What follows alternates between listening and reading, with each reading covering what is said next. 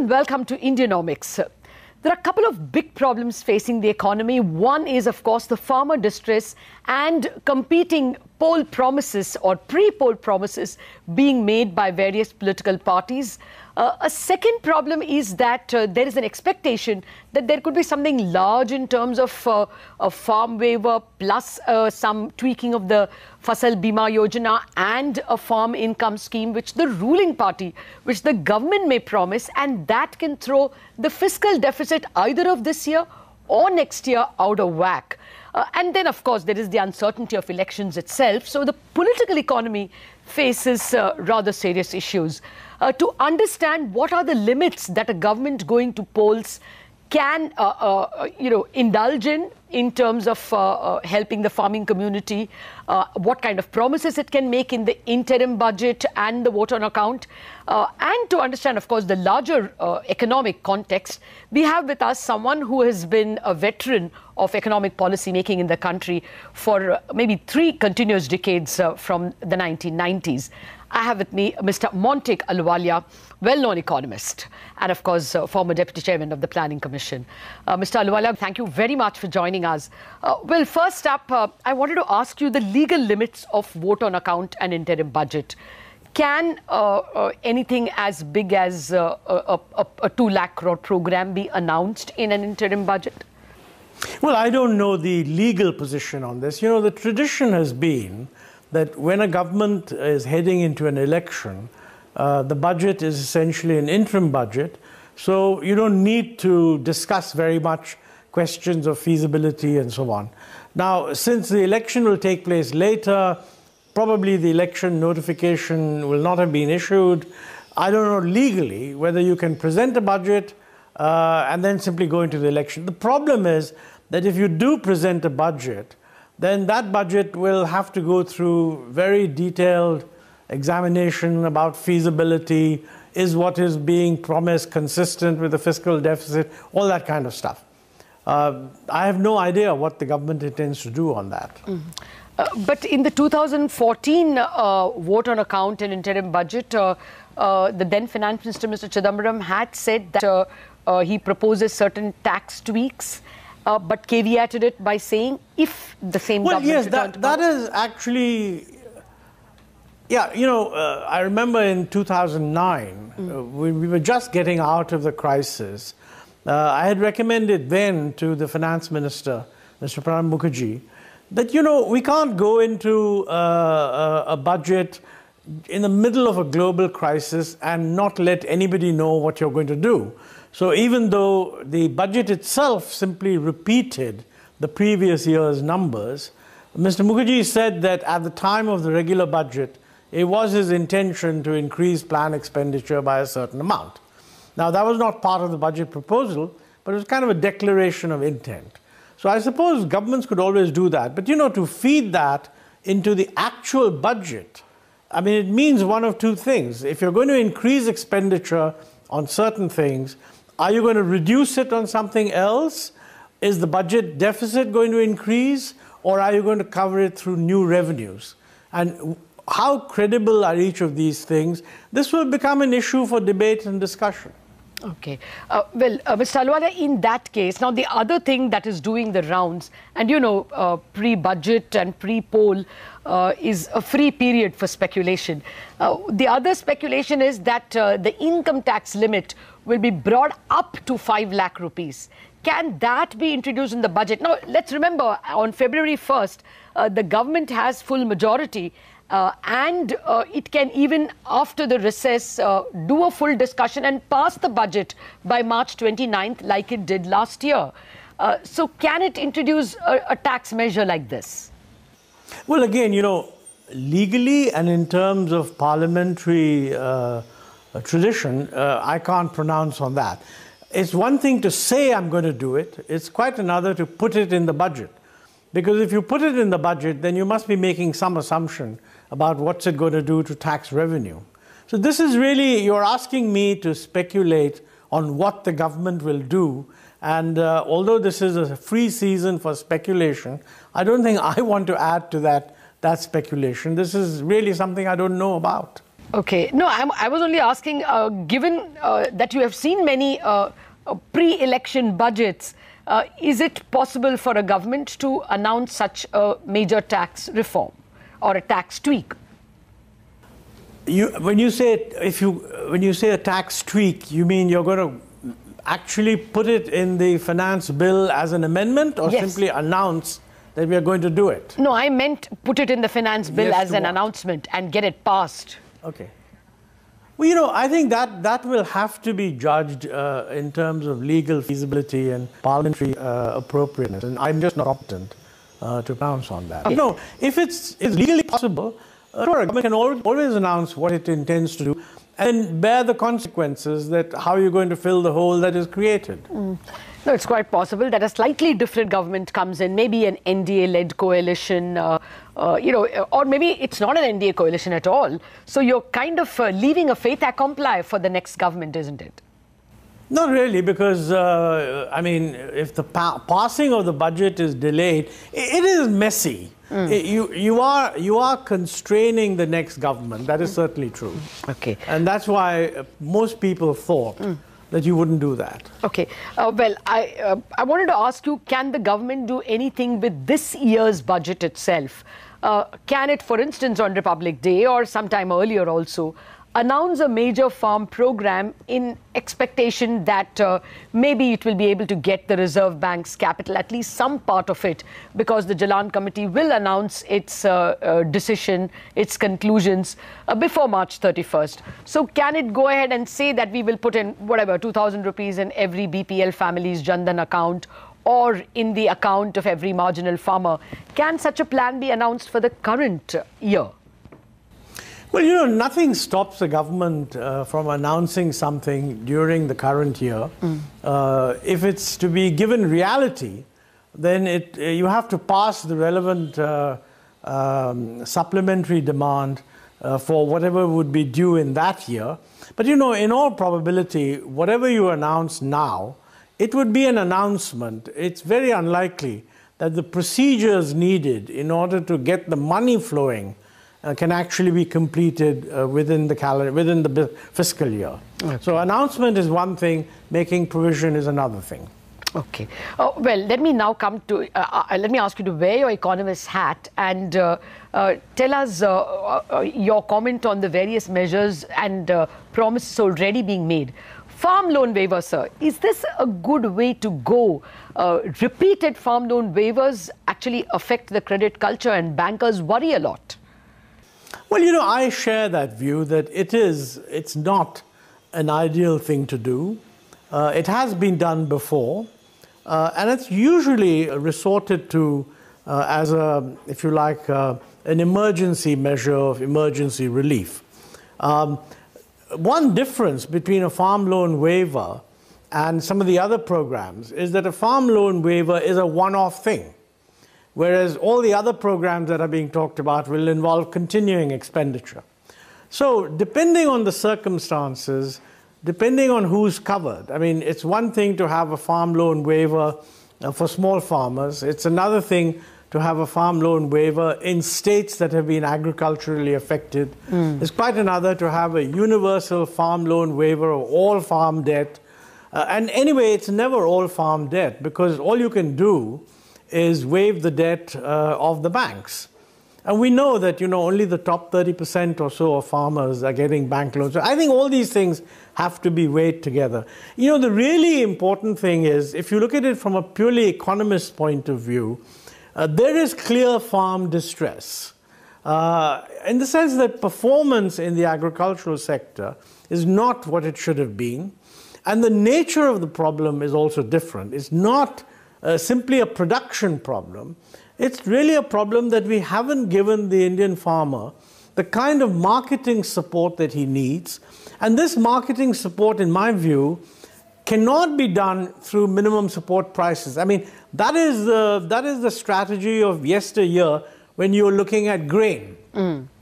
As farmers diversify and start producing all kinds of other crops which are perishables, that's where you're getting the big differences, because farmers are getting a pittance compared to what's being given in the market. Now, you need much deeper institutional reform of markets, including legal changes which have been talked about before. I mean, you will never get substantial corporate investment going into the whole business of logistics and trade as long as the Essential Commodities Act remains on the statute. Okay. Now, are we willing to abolish it? I mean, I'm in favor of repealing the Essential Commodities Act. It does not play any useful purpose. Similarly, all states have very restrictive laws regarding the agricultural produce marketing committees. Yes. Which, restrict trading in the APMC to licensed traders. Now, we need comprehensive reform of all of this so we can bring in private money into this whole area, and every government of the last three has talked about it. I mean, if you look at the economic surveys and the plan documents for the several years, but we're not seeing comparable action. So I feel that that's where we need to focus on. Also, by the way, providing farmers with good seeds, research-based agriculture, things of that sort. Okay. Well, Mr. Ahluwalia, I will have to take a break, but I want to, get your views on the fact that a party that you were long associated with has also been, rooting for farm loan waivers, both in the states and even nationally. I wanted to know what you would advise them if they asked you what they should put in the manifesto. Economist and policymaker with the UPA government for almost 3 continuous decades from 1990 onwards. Mr. Ahluwalia, I wanted to ask you about the kind of poll promises being made by the Congress party, a party that you've been earlier associated with. Loan waivers in Madhya Pradesh and Chhattisgarh, and now a demand for a national waiver as well. Is this well advised? Well, as I said earlier, at times of distress, loan waivers have been done before, and yes, in the states that has been announced. What will happen in future, I don't want to speculate on, because frankly, as we head into an election, there'll be a large number of promises made by everybody. And I'm not sure what the role of economists is in moderating those promises. Okay. I subscribe to the general view that while you cannot rule out a loan waiver at times of distress, there are many, many other things that need to be done to address the causes of that distress in the farm sector. And those things are actually more important.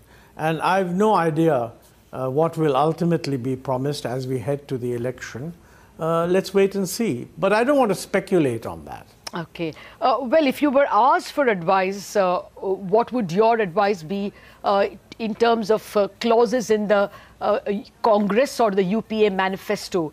Would you go by the universal basic income that a lot of people are talking about?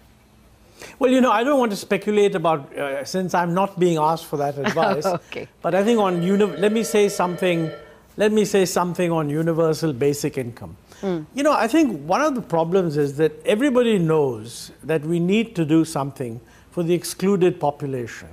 And different people come up with different suggestions.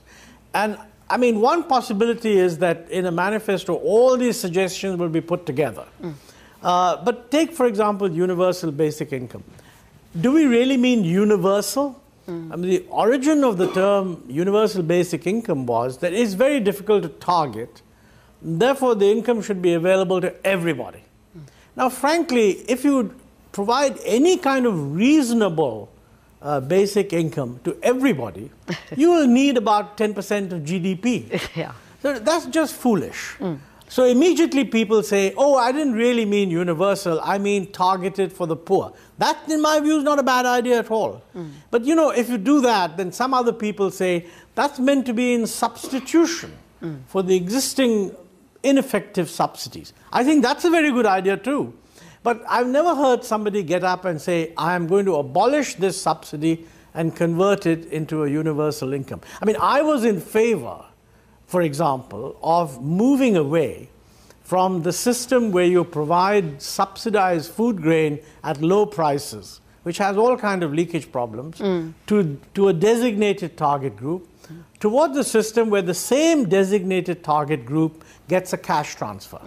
I would be strongly in favor of that. Okay. By the way, there'll be huge opposition to that. I mean, there are many well-meaning people, many NGOs, for example, who are totally opposed to a cash transfer. They prefer the subsidized food grain.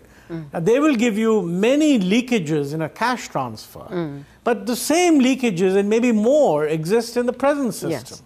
So I think let's face it, elections are not the time to sharpen and devise sophisticated policies. Okay. They point in a broad direction. Okay. And you have to accept that and then sort of move on. No, the only problem with accepting that is the rate at which promises are being made. One worries for the fisc. And this time, the worry is not just with the central government fisc, but also the state government fisc. Oh, I think, by the way, that is one of the biggest problems at the moment. Because, you know, there's a lot of concern right now. And we keep hearing, and I hope that turns out to be true, that the central government is not going to exceed the fiscal deficit. But what a lot of people are also saying, quite rightly, is that the excess is taking place at the state government level, and it's also taking place through off-budget accounting. And if you pool all of this together, the combined fiscal deficit of the country is about over 8%. I mean, that's what most people say. That's a very, very high fiscal deficit. So actually, I don't mind any promises being made as long as the party also indicates what it intends to do with the fiscal deficit. Okay. And maybe they will, I have no idea, because, you know, from a macroeconomic point of view, the statement that I'm going to keep the fiscal deficit at a certain level is an important statement. Okay. And within that, you can push for A or B and leave it to the government of the day to decide what gets pushed out. But you're right, controlling the fiscal deficit is probably the most important thing to communicate, you know, especially in a world where uncertainty is increasing. You know, we keep discussing India as if we are a separate planet. I mean, we're part of the world, and it's a world where growth is slowing down, trade has slowed down, and thanks to all these trade war threats, there's high uncertainty. There's a possibility of interest rates being raised in the United States. The only good thing about the international situation is that oil prices will be around $60 a barrel, which is a big advantage for India. Yes. Now, faced with that situation, we have to ask, what should our policy be? And in my view, when you have a global uncertainty, that's the time to show steadiness and solidity. Because people looking around everywhere are finding uncertainties. I mean, Europe is in a mess, China is slowing down, the US has uncertainty, you've got new governments in Latin America which are speaking their own language. Now, if India can come out as a sort of rock of solid, good policy, the country has a huge amount to gain. Okay. And how that will happen is up to whoever's running the government. Okay. Well, the argument would be that that's better done by a government with a stable majority. Would you agree? An alternative to this, a coalition alternative, may not be able to provide that, island of stability. I don't buy that argument because, look, the best reforms we had were in 1991, and that was a coalition government. Since then, we've had coalition governments. The Vajpayee government was a coalition government. The UPA was a coalition government. And this is the period when India moved from being regarded as a poor performer to being regarded as a strong performer. So the proposition that coalition governments will not and cannot deliver good results is simply not true. Okay. What is important is that whatever government we have, it should have a clear sense of what the policies are that is going to follow. And I think that's what we need to focus on, not whether it's a coalition or not a coalition. Okay. Given the number of parties in the fray, and you know them all, the kind of combinations that are coming in Uttar Pradesh and the regional parties elsewhere, and the Congress as well, a new resurgent Congress, do you think a common minimum program is possible at all? Oh, I certainly think it should be possible. I hope it's possible. Look, all coalitions have, one way or the other, worked out a common minimum program. And, in a way, I think we've got to the stage where manifestos will say a large number of things. If you have a coalition government, that's when the common minimum program gets down to a lot of hard work. And from the common minimum program, whatever, I mean, the BJP had a national common agenda or something, and the UPA, of course, had the national common minimum program. From that program will come a lot of specific things.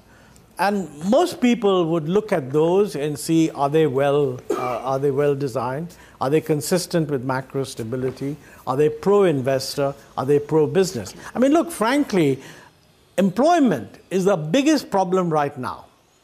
And I mean, you can only find a suitable solution to employment if you can ensure rapid growth, and also a rapid growth which is labor absorbing.